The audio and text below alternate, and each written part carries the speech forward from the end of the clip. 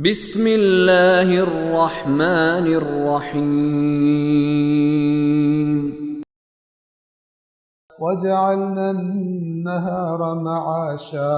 وبنينا فوقكم سبعا شدادا وجعلنا سراجا وهاجا وأنزلنا من المعصرات ماء ثجاجا لنخرج به حبا ونباتا وجنات ألفافا إن يوم الفصل كان ميقاتا وجعلنا النهار معاشا کیا ہم نے دن کو معاش یعنی معاش کا ذریعہ جن میں تم کاروبار کرتے ہو باقی مصروفیات اپنی کرتے ہو نہیں بنایا وَبَنَيْنَا فَوْقَكُمْ سَبْعًا شِدَادًا اور کیا تمہارے اوپر ہم نے 7 مضبوط آسمان نہیں بنائے وَجَعَلْنَا سِرَاجًا وَهَاجًا اور کیا ہم نے ایک چمکتا ہوا یا ہم اس کا ترجمہ کریں دہکتا ہوا چراغ نہیں بنایا مراد سورج ہے آپ سورج کو مائنس کر لیں آج سولر سسٹم میں سے آپ سورج کو نکال لیں تو ہم کہیں گے باقی رہ کچھ نہیں جائے گا یعنی کچھ ہی دیر کے بعد کام خراب ہو جائے گا کہ جس گرمی سے لوگ تنگ آئے ہوئے ہیں اس گرمی کے لیے دعائیں مانگیں مثلا مانگنا شروع ہو جائے جس گرمی مثلا ابھی زیادہ ہو جائے تو تکلیف دیتی ہے آپ اس سورج کو دیکھیے کہ پروردگار عالم نے یہ کب سے اس کو بنایا ایسا ہے کہ یہ آٹومیٹیکلی خود ہی ہیٹ جنریٹ کرتا ہے اور ہیٹ بھی کیسے جنریٹ کرتا ہے یعنی کہیں باہر سے اس کو آ کے کوئی چیز پرووائڈ ہی کی جاتی کہ کچھ عرصے کے بعد اس کے اندر کچھ فیول ڈالنا پڑتا ہو یا مثلا کوئی ایسی چیزیں ڈالنی پڑتی ہو کہ یہ بھڑکتا رہے نہیں یہ خود ہی اپنی ہیٹ اپنی گرمی حرارت خود پیدا کرتا ہے خود جنریٹ کرتا ہے جو اللہ تبارک و تعالی نے اس کے اندر رکھ دیا اور آج کی سائنس نے بتایا کہ مثلا یہ ہیلیم جو ہے وہ اس کے اندر بنتی ہے فیوژن جسے کہا جاتا ہے اور اس کے بعد پھر کچھ جو نئے جو ایٹم بنتے ہیں ان کا ماس کم ہوتا ہے تو وہ جو ماس ہوتا ہے وہ انرجی میں کنورٹ ہوتا ہے اور وہ انرجی جو ہے وہ اتنی زیادہ ہوتی ہے کہ جس نے آپ دیکھیں کہ پورے کے پورے مثلا زمین کو کس بہترین طریقے سے زندگی کے لیے بنا دیا پھر وہ میعاد والا لفظ آپ ذہن میں لائیں گہوارہ بنا دیا اگر آپ زمین کا فاصلہ سورج سے کم کر دیں تو کیا ہو جائے گا اگر زمین کا فاصلہ سورج سے زیادہ کر دیں تو کیا ہو جائے گا کیا ہم نے زمین کو گہوارہ نہیں بنایا یعنی کتنا مناسب ڈسٹنس ہم نے اس سورج کی تپش کے اعتبار سے رکھا ہے اور کتنے زبردست اینگل پہ زمین کو رکھا ہے جس کی وجہ سے موسم تبدیل ہوتے رہتے ہیں مثال کے طور پر اور مختلف چیزیں کیا ہم نے ایک روشن یا دہکتا ہوا چراغ نہیں بنایا اور اس کے بعد پھر ایک اور اہم چیز انسانوں کی زندگی میں وہ ہے پانی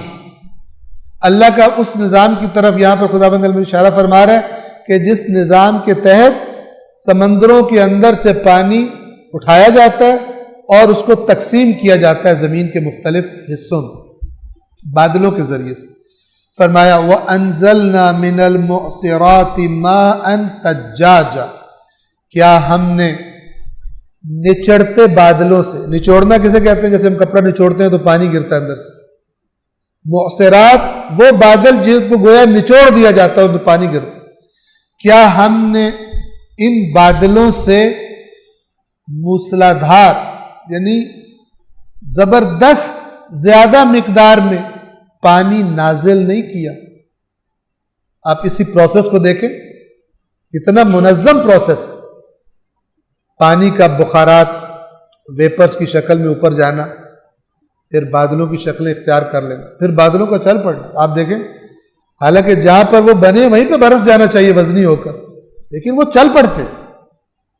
کوئی کہیں برستا ہے جا کر کوئی کہیں برستا ہے کوئی کہیں برستا ہے تاکہ یہ پانی تقسیم ہوتا ہے اور پھر یہ بھی متعلق ہے اسی بات سے مربوط ہے ہم نے زمین کو گہوارہ نہیں بنایا تمہارے لیے؟ کہاں سے ہم تمہارے لیے پانی اٹھاتے ہیں اور کہاں آ کے تمہیں پرووائڈ کر دیتے ہیں، تمہارے لیے آ کر پانی برس جاتا ہے۔ اور پھر اس سے کیا ہوتا ہے؟ ہم نے یہ کیوں کیا؟ لِنُخْرِجَ بِهِ حَبًّا وَنَبَاتًا، کیا ہم نے بادلوں سے موسلا دار پانی نہیں برسایا تاکہ اس کے ذریعے سے دانا اگائیں اور سبزیاں اگائیں؟ اگلا کتنا پیچیدہ پروسیس، کوئی اگا سکتا؟ قرآن فرماتا ہے ان اللہ فالق الحب، اللہ ہے دانے کا پھاڑنے والا۔ کوئی دانے کو پھاڑ سکتا؟ نہیں پھاڑ سکتا۔ ہاں کچھ ماحول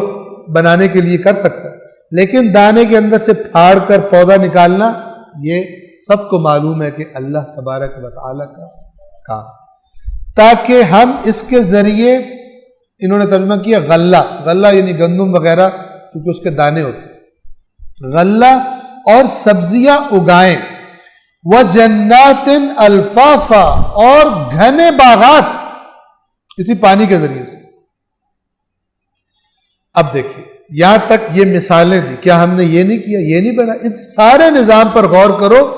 کتنا علم چاہیے۔ تمہارے علوم ابھی تک اسے کشف کرنے میں لگے ہیں، ابھی تک اس کے رازوں سے پردہ اٹھانے میں لگے ہوئے ہیں